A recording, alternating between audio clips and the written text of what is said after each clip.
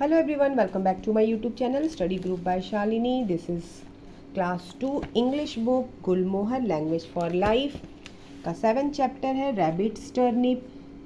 आज मैं आप सबके साथ इस चैप्टर की कंप्लीट स्टोरी को एक्सप्लेन कर रही हूँ। ये वीडियो अगर आपके किड्स के लिए हेल्पफुल हो प्लीज़ शेयर माय वीडियो।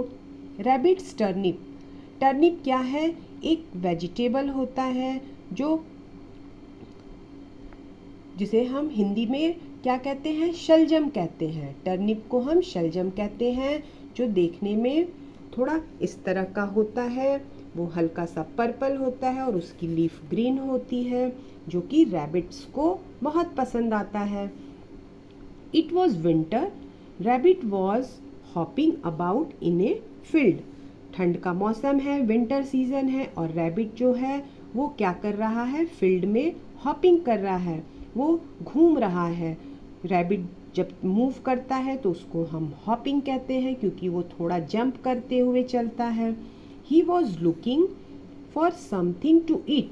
वो क्या कर रहा है? खाने की तलाश कर रहा है, वो खाने के लिए कुछ खोज रहा है। Something to eat.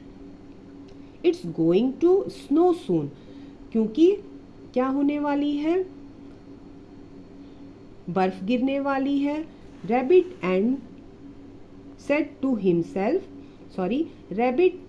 himself, वो अपने आप से कह रहा है, I have to find some food, मुझे कुछ खाना ढूंढना है। So he pawed through the field till he found a turnip, और तभी उसको वहाँ क्या मिलता है? फील्ड में उसको एक टर्निप मिलता है।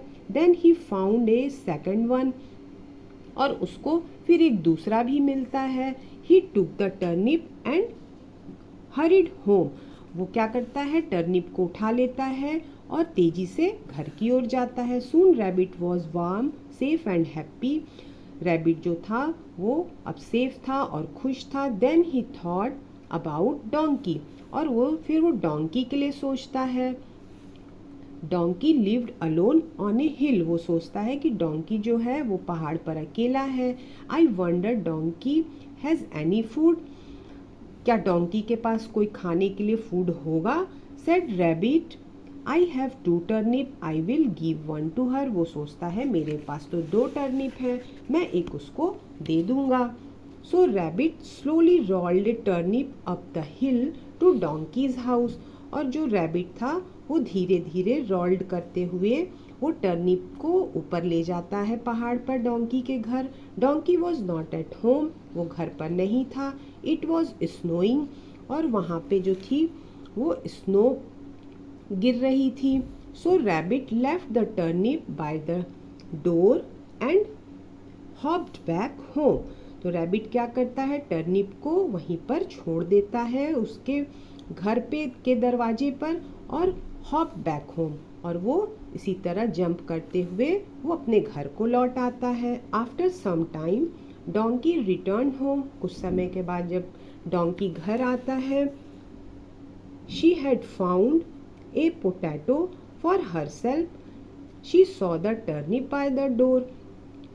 वो क्या करता है? वो पोटैटो लेकर के आता है और क्या देखता है कि वहाँ पर डोर पर टर्निप रखा है।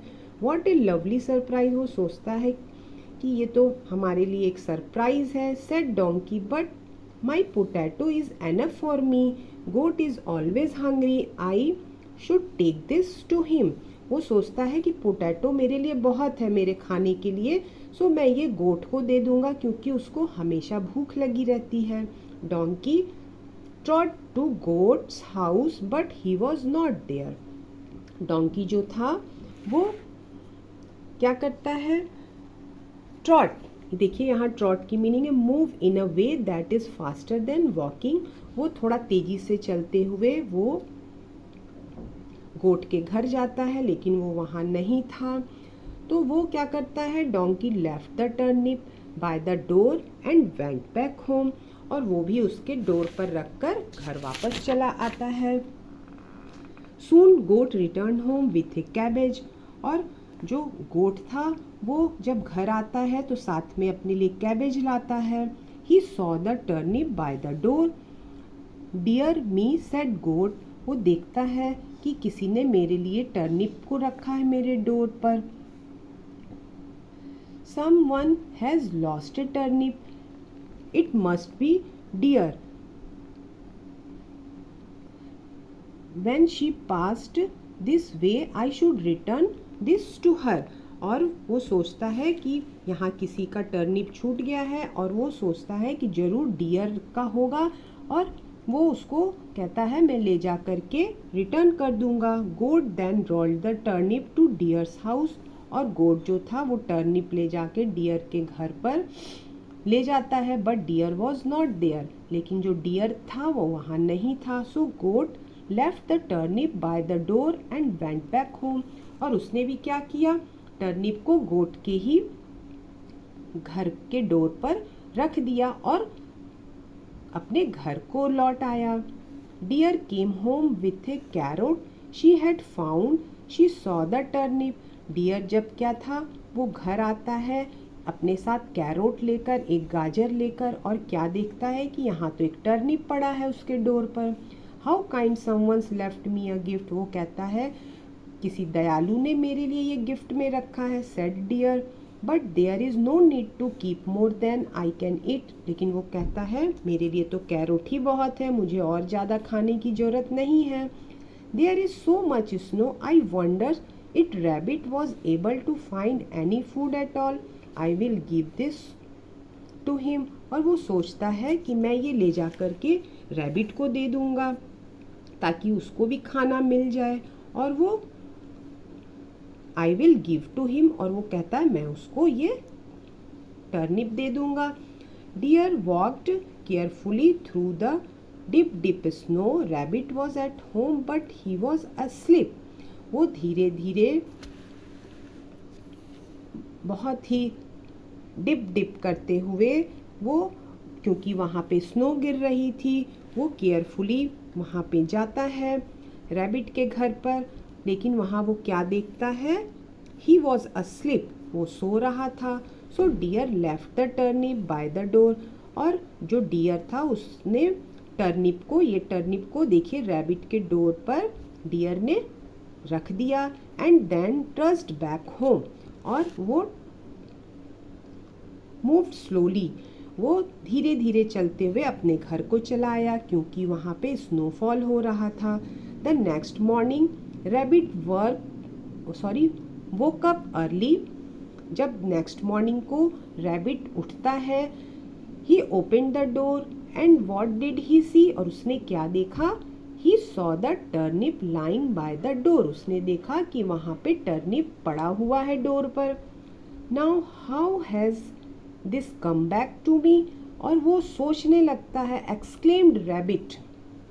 एक्सक्लेम्ड की मीनिंग क्या दी हुई है, said something loudly to show excitement or surprised. और वो सरप्राइज हो जाता है कि अरे ये टर्निप मेरे डोर पे कैसे चला आया, क्योंकि उसने तो वो सबसे पहले वो टर्निप किसको दिया था, डोंकी को।